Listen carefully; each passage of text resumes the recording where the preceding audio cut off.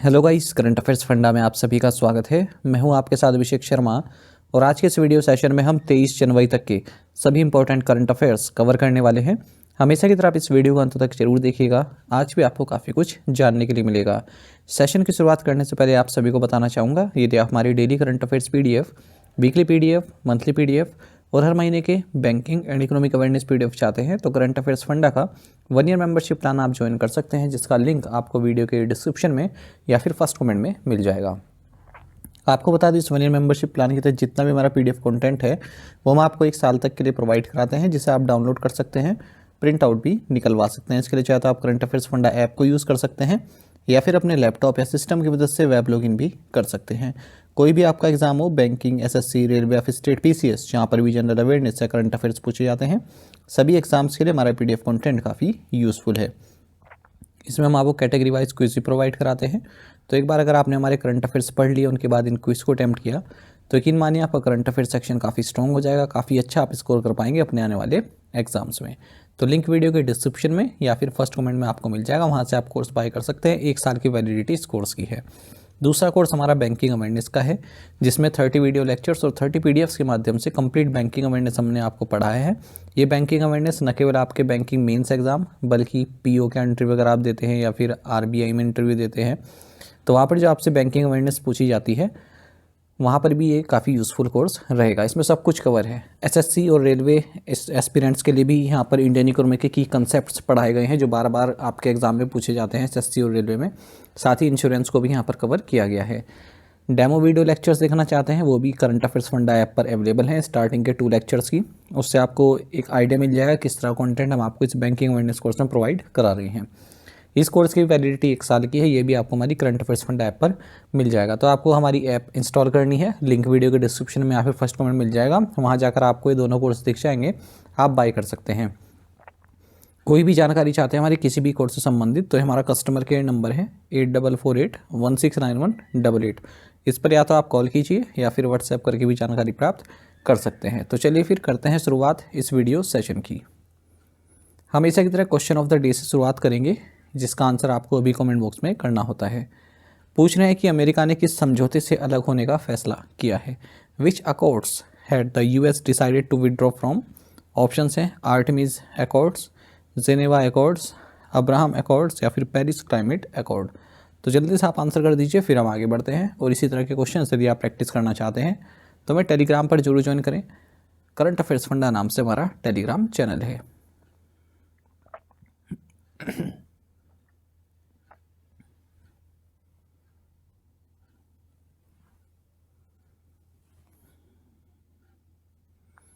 What is the theme for the 55th annual meeting of the World Economic Forum in 2025?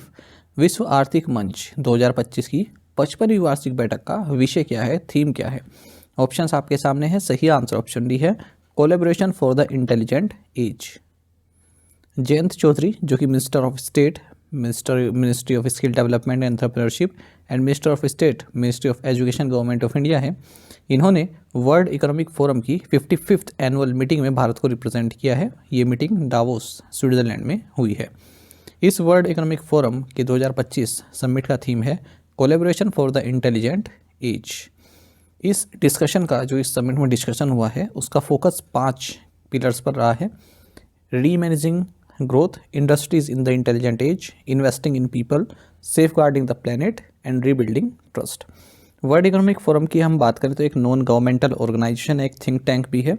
Colony, Geneva, Switzerland based है ये। इसकी स्थापना 24 जनवरी 1971 को हुई थी जर्मन इंजीनियर क्लाउस श्वाब के द्वारा।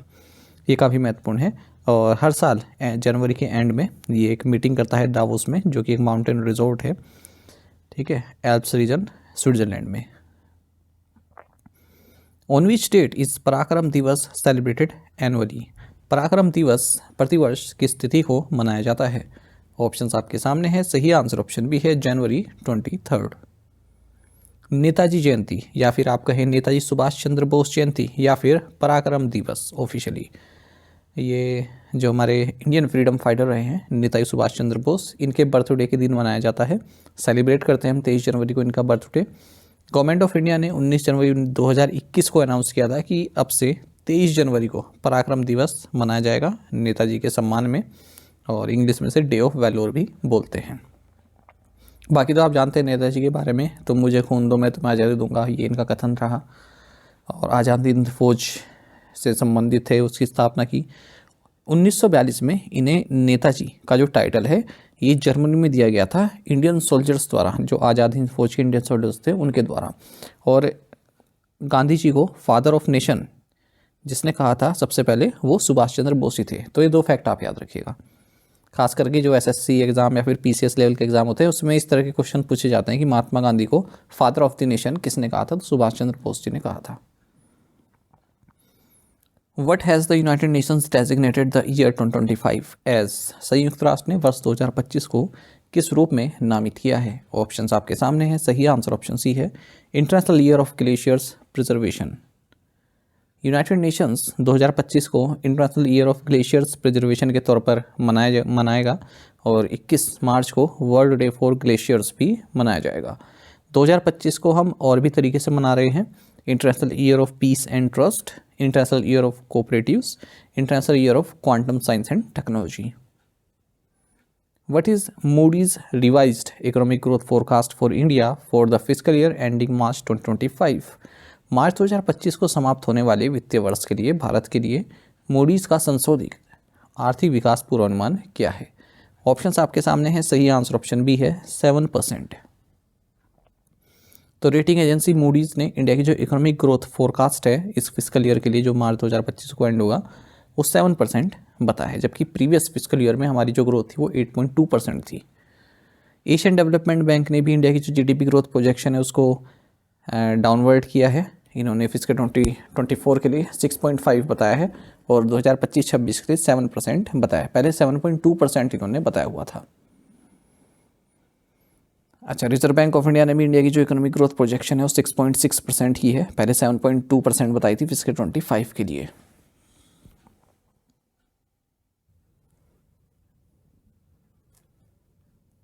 Which country's president signed an executive order cancelling the provision of citizenship by birth? किस देश के राष्ट्रपति ने जन्म के आधार पर नागरिकता के प्रावधान को रद्द करने वाले कार्यकारी आदेश पर हस्ताक्षर किए हैं?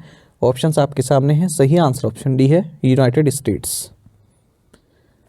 देखिए, जैसे ही 20 जनवरी 2025 को डोनाल्ड ट्रंप यूएस प्रेसिडेंट के तौर पर इन्होंने शपथ ली, उसी के बाद इन्होंने एक एग्जीक्यूटिव ऑर्डर भी साइन किया और जो सिटीजनशिप बाय बर्थ का प्रोविज़न है उसको कैंसिल कर दिया है।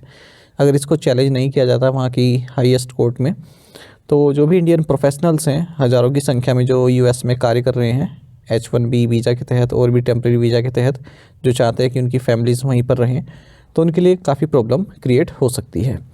साथ ही ट्रंप ने ये भी कहा है कि वह 100% टैक्सेस लगाएंगे ब्रिक्स कंट्रीज़ पर अगर वो नॉन डॉलर ट्रांजैक्शंस की ओर बढ़ते हैं, यानी कि लोकल करेंसीज़ में अपनी ट्रांजैक्शन करते हैं, डॉलर को साइडलाइन करते हैं, तो 100% टैक्स लगाया जाएगा जो भी 10 मेंबर हैं ब्रिक्स में।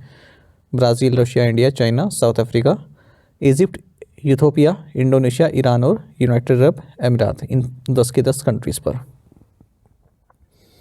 What position does India hold in the 2024 Edelman Trust Barometer for people's trust in the government, businesses, media and NGOs? सरकार, व्यवसायों, मीडिया और गैर सरकारी संगठनों में लोगों के विश्वास के लिए 2024 एडलमैन ट्रस्ट बैरोमीटर में भारत किस स्थान पर है? ऑप्शंस आपके सामने हैं। सही आंसर ऑप्शन बी है, 3rd। देखिए, भारत जो है एक पायदान नीचे खिसका है और तीसरे नंबर पर है अगर हम लोगों के ट्रस्ट की बात करें, गवर्नमेंट पर, बिजनेस पर, मीडिया पर, NGOs पर। ठीक है, जो लो इनकम पॉपुलेशन वाली कंट्रीज़ हैं वो कम ट्रस्ट करती हैं। अगर हम रिच इनकम पॉपुलेशन वाली कंट्रीज़ की बात करें तो ऐसा एक स्टडी में बताया गया है जिसे डेवोस स्विट्ज़रलैंड में रिलीज़ किया गया। तो ये एनुअल एक एडलमैन ट्रस्ट बैरोमीटर नाम से इंडेक्स आता है। 25वां साल हो गया जब ये लॉन्च कर रहा है इस तरह का इंडेक्स। इन्होंने कहा है कि भारत, अगर हम ओवरऑल देखें, यानी कि जो लोगों का ट्रस्ट है दूसरी कंट्रीज़ पर, हमारा जैसे किसी कंट्री पर, पाकिस्तान पे या फिर श्रीलंका पर, अगर हम उस बारे में बात करें तो हम 13वें नंबर पर आते हैं। ठीक है, साथ ही जिन कंपनीज़ का हेडक्वार्टर्स इंडिया में है उन पर ट्रस्ट की बात करें तो 13वें नंबर पर हम आते हैं। कनाडा ने टॉप किया है। अगर हम फॉरेन हेडक्वार्टर्ड कंपनीज़ की बात करें उन पर ट्रस्ट को लेकर बात करें। उसके बाद फिर Japan, Germany, UK, France, US आता है और मैक्सिको, साउथ अफ्रीका, सऊदी अरब, चाइना और ब्राज़ील भी आते हैं। अच्छा, जो हमने सबसे ऊपर बात की थी कि गवर्नमेंट, बिजनेस, मीडिया और एनजीओस पर विश्वास को लेकर, तो इस लिस्ट में अगर हम बात करें तो चाइना इसमें टॉप पर है, इंडोनेशिया दूसरे नंबर पर है और भारत तीसरे नंबर पर है। 28 कंट्रीज़ का सर्वे रहा है और जापान जो है बॉटम पर है। Which country recently launched first ever national edible oil consumption survey? हाल ही में किस देश ने पहला राष्ट्रीय खाद्य तेल उपभोग सर्वेक्षण शुरू किया? ऑप्शंस आपके सामने हैं। सही आंसर ऑप्शन ए, इंडिया। तो यूनियन एग्रीकल्चर मिनिस्ट्री ने फर्स्ट एवर, अब तक का पहली बार, एक सर्वे लॉन्च किया है जिसके तहत एडिबल ऑयल कंजम्पशन पैटर्न को जो है नोट डाउन किया जाएगा, ताकि new mission on edible oils, oil seeds, जिसे NMEO ऑयल सीड्स बोलते हैं, इसे इफेक्टिवली इम्प्लीमेंट किया जा सके। 45 दिन का ये सर्वे रहेगा, क्वेश्चनएयर बेस्ड, यानी कि क्वेश्चन पूछे जाएंगे फिर नोट किया जाएगा। 9 जनवरी को शुरू हो चुका है, 23 फरवरी तक ये चलेगा।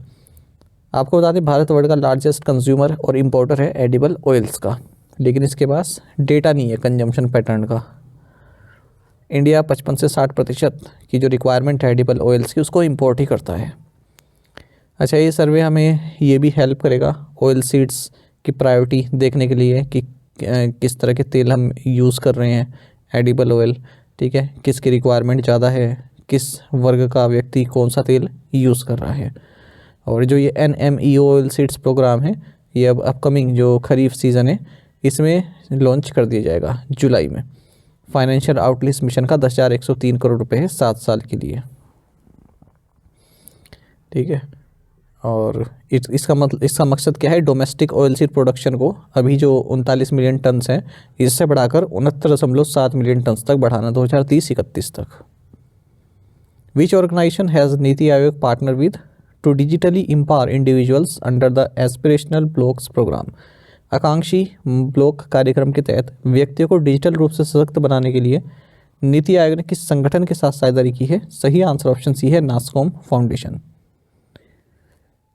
देखिए, नीति आयोग ने पार्टनरशिप की है नास्कॉम फाउंडेशन के साथ, जिसके तहत 1 लाख इंडिविजुअल्स को एम्पावर किया जाएगा, डिजिटली एम्पावर किया जाएगा इंडिया के एस्पिरेशनल ब्लॉक्स प्रोग्राम के तहत। ये जो इनिशिएटिव है प्रधानमंत्री डिजिटल साक्षरता मिशन के साथ ही अलाइन किया गया है, और जो मार्जिनलाइज्ड कम्युनिटीज़ हैं उनको डिजिटली इक्विप किया जाएगा, जो महिलाएं हैं या फिर ट्राइबल पॉपुलेशन है उनको डिजिटल स्किल्स दिए जाएंगे। Where was the first astronomical observatory in eastern India inaugurated? पूर्वी भारत में पहली खगोलीय वेधशाला का उद्घाटन कहाँ किया गया? ऑप्शंस आपके सामने है। सही आंसर ऑप्शन डी है, गरपंचकोट हिल्स। देखिए, first astronomical observatory eastern India की ये इनोग्रेट हुई है गढ़पंचकोट हिल्स, वेस्ट बंगाल के पुरुलिया डिस्ट्रिक्ट में। 600 मीटर के एल्टीट्यूड पर है, एक ग्राउंड लेवल से अगर हम बात करें, और इसको सेटअप किया गया है SN Bose centre for basic sciences के द्वारा, जो कि department of science and technology के तहत एक ऑटोनोमस इंस्टीट्यूट है। ये 6th इस तरह की एस्ट्रोनॉमिकल ऑब्जर्वेटरी सेंटर है हमारे देश में, और इसका नाम सत्येंद्र नाथ बोस जी के ऊपर रखा गया है। Who inaugurated the Shri Shri Radha Madan Mohan ji temple in Kharghar, Navi Mumbai? Navi Mumbai के खारघर में श्री श्री राधा मदन मोहन जी मंदिर का उद्घाटन किसने किया? सही answer option B, Narendra Modi. तो प्राइम मिनिस्टर नरेंद्र मोदी ने श्री श्री राधा मदन मोहन जी टेम्पल का उद्घाटन किया है खारघर, नवी मुंबई में। ये इस्कॉन प्रोजेक्ट है एक। 2 करंट अफेयर देख लेते हैं इसी तरह के। Union minister for social justice and empowerment doctor Virendra Kumar, इन्होंने national institute of mental health rehabilitation इसको इनोग्रेट किया है सीहोर, मध्य प्रदेश में। वाइस प्रेसिडेंट जगदीप धनखड़ ने Nandlal Nowal centre of Indology की आधारशिला रखी है भारतीय विद्या भवन, नई दिल्ली में। The national level khadi exhibition was inaugurated eight which place? राष्ट्रीय स्तर की खादी प्रदर्शनी का उद्घाटन किस स्थान पर किया गया? ऑप्शंस आपके सामने है। सही आंसर ऑप्शन डी है, Prayagraj. Khadi and village industries commission KVIC के चेयरमैन मनोज कुमार, इन्होंने नेशनल लेवल खादी एग्जीबिशन इनोग्रेट किया है महाकुंभ में, सेक्टर 1 महात्मा गांधी मार्ग, कुंभ नगरी, प्रयागराज में। एग्जीबिशन ये 26 फरवरी तक चलने वाला है। टोटल 152 स्टॉल्स और 98 स्टॉल्स जो कि खादी प्रोडक्ट्स को शो कर रहे हैं, और 54 जो स्टॉल्स हैं वो विलेज इंडस्ट्रीज़ के प्रोडक्ट्स को शो कर रहे हैं, ये दिखाए गए हैं यहाँ पर बेचने के लिए। Which institution developed a novel wearable device to detect stress? तनाव का पता लगाने के लिए किस संस्थान ने एक नया पहनने योग्य उपकरण विकसित किया है? ऑप्शंस आपके सामने है। सही आंसर ऑप्शन डी है, Jawaharlal Nehru centre for advance scientific research. ये एक्चुअली पीआईबी की न्यूज़ है, इसलिए मैंने यहाँ पर कवर की है। तो Jawaharlal Nehru centre for advanced scientific research Bengaluru के जो साइंटिस्ट हैं, इन्होंने एक वेरेबल डिवाइस, नोवेल मतलब पहली बार ऐसी हुई है, ऐसी इस तरह की डिवाइस लॉन्च की गई है। ये स्ट्रेस को डिटेक्ट कर सकती है, तनाव को डिटेक्ट कर सकती है। तो टीम ने जो डिवाइस बनाई है ये न्यूरोमॉर्फिक डिवाइस है, एक इलेक्ट्रॉनिक सिस्टम है जो न्यूरॉन्स और सिनेप्स के जो फंक्शंस हैं उनको मिमिक कर सकता है using silver wire network. Professor Urvashi Sinha from Raman research institute is one of how many winners of the Gates Cambridge impact prize in 2025? Raman research institute की प्रोफेसर उर्वशी सिन्हा 2025 में गेट्स कैम्ब्रिज इम्पैक्ट पुरस्कार के कितने विजेताओं में से एक है? ऑप्शंस आपके सामने। सही आंसर ऑप्शन सी है 8। देखिए एग्जाम में क्वेश्चन कई बार ऐसे ही पूछा जाता है, जैसे हम नाम तो याद रख लेते हैं कि इस इंडियन को प्राइज़ मिला है, लेकिन अगर वो उनके अलावा और कोई मिला है, 2 लोगों को, 4 लोगों को, तो ये भी पूछ लेते हैं और कितने लोगों को मिला है, तो ये आप याद रखिएगा। अब यहाँ पर आंसर क्या है 8। अगर ये पूछ लेते हैं इनके अलावा कितनों को मिला तब आंसर होता 7। ठीक है, टोटल कितनों को मिला है 8 को। प्रोफेसर उर्वशी सिन्हा जो कि फैकल्टी है light and matter physics theme की रमन रिसर्च इंस्टीट्यूट में, इन्हें गेट्स कैम्ब्रिज इम्पैक्ट प्राइज 2025 दिया गया है bill and Melinda Gates foundation द्वारा कैम्ब्रिज यूके में। ये 8 विनर्स में से एक हैं जिन्हें ये प्राइज़ दिया गया है।